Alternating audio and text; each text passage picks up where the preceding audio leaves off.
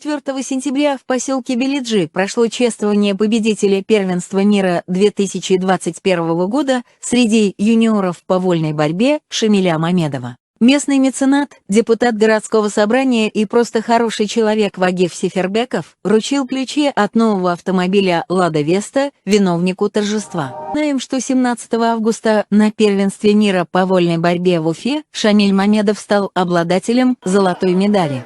В финале первенства мира по вольной борьбе в весовой категории до 65 килограмм лезгинский спортсмен Шамиль Мамедов одержал победу над Зираддином Байрамовым из Азербайджана 4-1.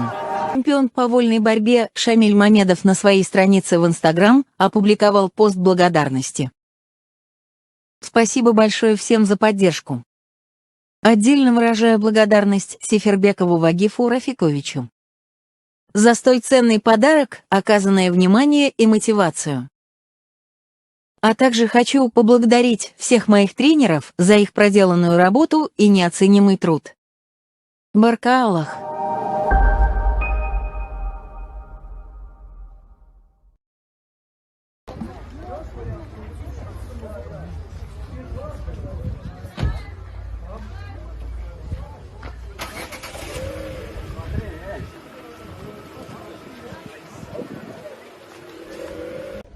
Всем ассаламу алейкум. Очень приятно наблюдать обстановку, которая происходит именно лезгинского народа. Почему? Потому что она редко, но метко. Брат, можно тебе руку пожать?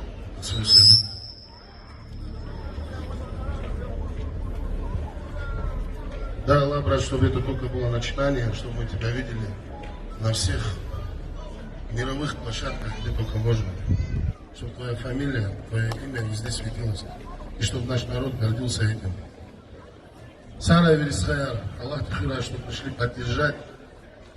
Очень приятно, Сара. И в связи с этим хочу спеть песню, дружелюбную алпанскую песню, которую... Алпаны мы от века, хранители земли, мы роды крылатых лейков, бесстрашные орлы. Мы будем все едины, Сара Лезгин!